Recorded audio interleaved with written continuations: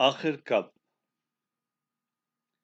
یہ کہانی ہے دو دوستوں کی، ایک سعودی اور ایک ایرانی۔ دونوں کی دوستی ہو گئی۔ دوستی آہستہ آہستہ اتنی بڑھی کہ انہوں نے ایک دن یہ فیصلہ کیا کہ کیوں نہ مل کے پوری دنیا کی سیر کی جائے۔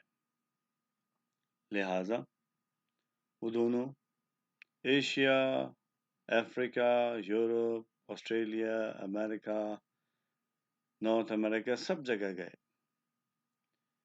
ساری دنیا کی سیر کرنے کے بعد انہیں اندازہ ہوا کہ اسلامی دنیا واضح طور پہ دو دھڑوں میں تقسیم ہے، جو اپنے ہی مدار میں گھوم رہی ہے، اور ساتھ ہی انہیں اس بات کا بھی اندازہ ہوا کہ اس تقسیم کی وجہ سے دنیا بھر میں جہاں بھی مسلمان ہیں وہاں دکھ ہے، خون ہے، تکلیف ہے، اذیت ہے۔ یہ تمام صورتحال دیکھنے کے بعد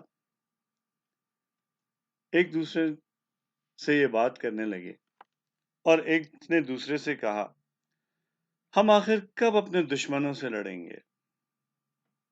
یہ سوال بہت ہی اہم تھا۔ دوسرے نے کچھ توقف کے بعد کہا،